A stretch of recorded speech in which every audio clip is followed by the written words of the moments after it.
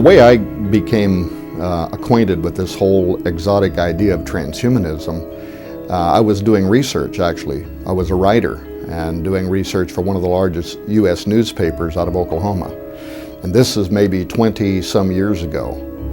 And doing research on the history of Halloween of all things, and somewhere I came across a term that I had never seen before called transgenics. Now, I didn't know what transgenics was, but I could kind of put two and two together. Trans, genes, that somehow we're talking here about genetic engineering, the altering of genes. And I became fascinated with this idea because back then the science was brand new. It was not, biotechnology, nanotechnology. These were not even terms that existed, but it was following on the heels of the mapping of the human genome, which then was giving both the birth to a promise and also to the sciences that we are going to be able to do things with genetics. We'll be able to heal our bodies. We'll be able to make ourselves stronger. There was a great deal of promise that was emerging quickly, and the science to back it up, at least in theory.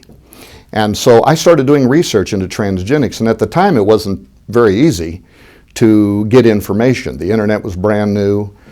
Certainly the science wasn't old enough for there to be much, that had been published in peer-reviewed journals. And I wanted to know what is the good and what is the bad, and what is transgenics. And I came to understand that transgenics was simply the crossing over of species barriers. This could be done at the level of just organisms. This could be done all the way up to the level of sentient beings, that you could literally blend one kind of a creature with another creature. Why would we want to do that? What would be the purpose behind it? That was what motivated me. And quickly I began to realize that both the military and also the pharmaceutical industry both had an interest in transgenics. The military because they thought they might be able to create exotic new forms of materials that could be used. For instance, one of the first successes was a project that was funded by DARPA, the Defense Advanced Research Projects Agency, in which they created transgenic goat spiders, actually spider goats. And the reason that they did this was because they knew that spider silk is amazingly resilient, lightweight, but very strong. And yet it's not very easy, to create a spider farm where you can milk spiders for their silk. But they knew that they could do this with goats. And so that one of the first successes in transgenics was creating a goat which was part spider. It could actually grow spider silk in its milk. And then they could use this for making lightweight bulletproof vests. They could use it for creating cargo nets. But since that time until now, as we may discover later on in this discussion, it has become far more sophisticated in terms of the military's interest and the amount of dollars that are flowing into research that grew out of those early forms of transgenic science.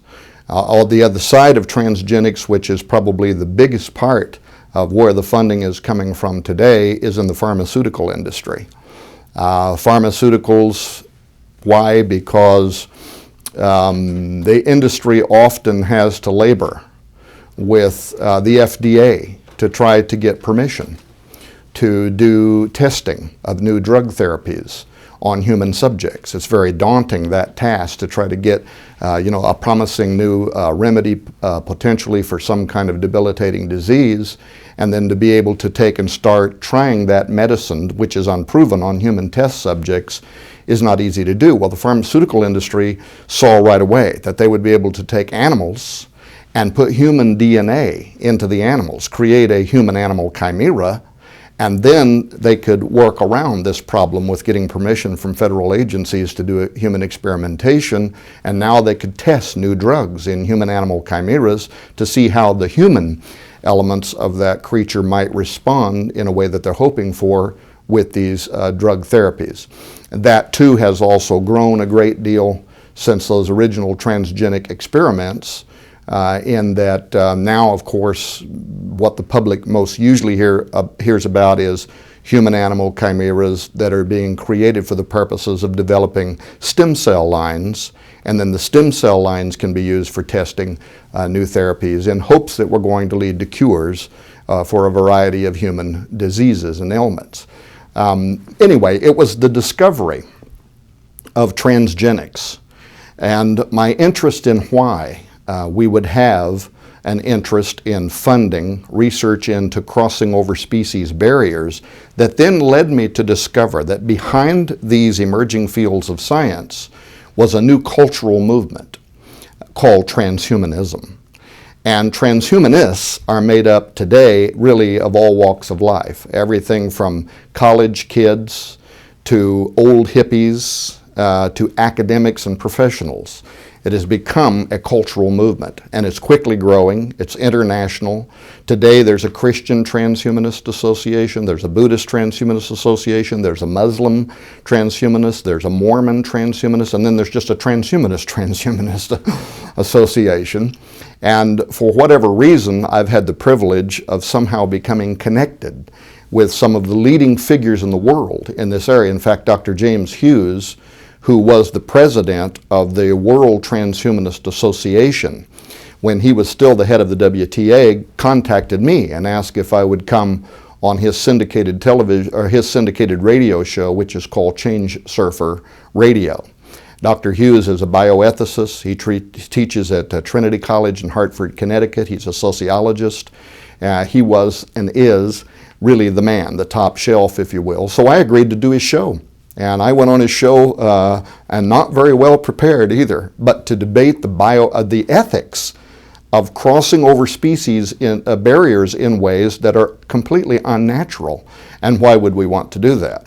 Now, of course, as a Christian, and I would probably still consider myself a conservative Christian, I believe in a divine order. In other words, I believe that God was at the beginning of creation, and God, for whatever reasons, placed barriers between the species and ordered that each kind would only reproduce after its own kind. So in the back of my mind, of course, I want to know, what does God know that we don't know? Why did he do that? But then I would say that even if you didn't believe in divine creation, if you are an evolutionist, what we are doing now was not allowed for by evolution either. Natural selection has not done what we are now doing. And so for me, it was a cause for alarm that, they talk about throwing off the balance of nature. We were talking about doing it in ways that a former generation could not have even imagined. So today, the World Transhumanist Association had an original cause. It was really to bring international attention to the idea that through emerging fields of science, we would soon be able to alter what it means to be a human, literally rewrite our DNA, alter ourselves by altering our genetic makeup, create humans, Homo sapiens 2.0. The movement today is often called H+, which just simply means humans plus. A transhuman is in a transitionary state of being. They are human. They are wanting to transition into something else, but ultimately they want to become a post-human, something that has become so radically altered from what we are today as to no longer even be considered to be human. And they imagine creating Homo sapien 2.0 through the use of technology, from neuropharmacology to nanotechnology, genetic engineering, stem cell sciences, robotic assistance, brain-machine interfacing, all of the new fields of science that could have an application for human enhancement is important to the transhumanist movement. Now, the World Transhumanist Association had an original goal of bringing international attention to the movement, and there was a point at which they believed that they had succeeded at doing that. And so they dropped the World Transhumanist Association name and changed it to the IEET, the Institute for Ethics and Emerging Technology. Dr. Hughes is also now the CEO or the president of the IEET, and most of the most well-known names in the world that are also involved in transhumanism, such as Nick Bostrom of Oxford University, are chairs or members of the IEET. So somehow, I never set out to somehow become involved as the nemesis, if you will, of the transhumanist movement, and I've actually became friends with people like Dr. Hughes. He has since been on my radio show. We recently did a series where we were talking about the question, are we alone in the universe, which was raised by the Royal Academy of Scientists out of the UK.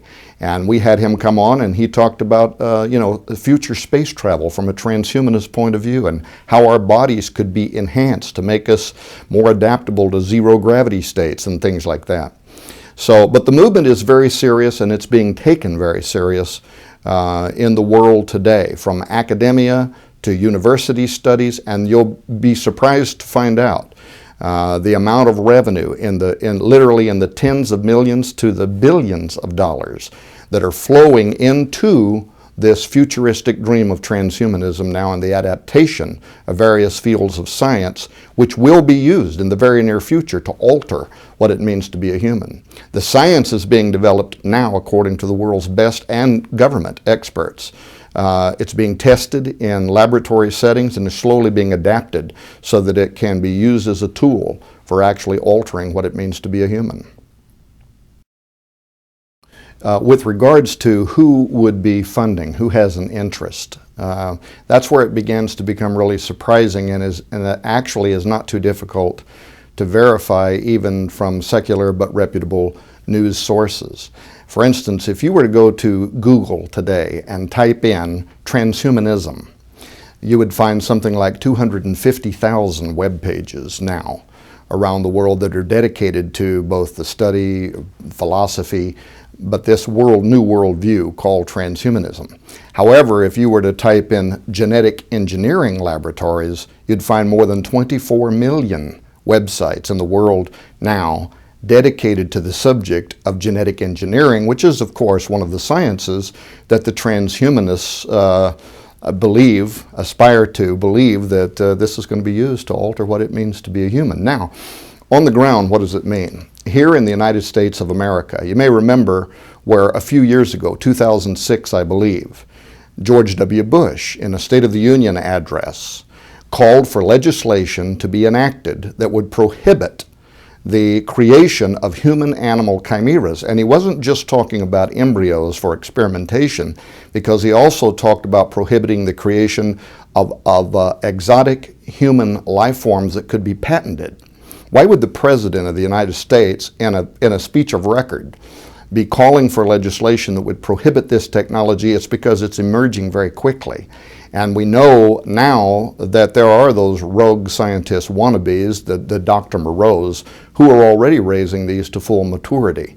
And we can come to some of those admissions in this interview as well. For example, one of the first things that President Obama did at the executive level, as soon as he became president, he overturned restrictions that had been put in place by President Bush, which would have prohibited federal dollars, American taxpayer money, flowing in to pay for experiments to be done on human-animal chimeras and other forms of science such as stem cell sciences, which is also important to the transhumanist movement. But what most of the public doesn't realize, when we're talking about stem cell sciences, we're almost always talking about the creation of a human-animal chimera from which those stem cells are being derived. But now tax dollars in the United States from the federal level are flowing into thousands of laboratories. In the state that I live in Missouri, for instance, there is a farm that is raising transgenic pigs that are part human. They're using these pigs to actually grow organs in a test in the hopes that these humanized organs in the pigs can then be transplanted into people who are on donor waiting lists. Now, you know, years ago they called this xenotransplantation, and they had hoped to just implant entire pig organs inside humans, but the human bodies in the tests kept wanting to reject these pig organs. Now, though, with human DNA actually growing inside of a pig, we may be able to create an organ that can solve this problem of organ donation. But that kind of funding from the federal level now is flowing into states in a way that had been prohibited under the Bush administration. But it goes deeper. In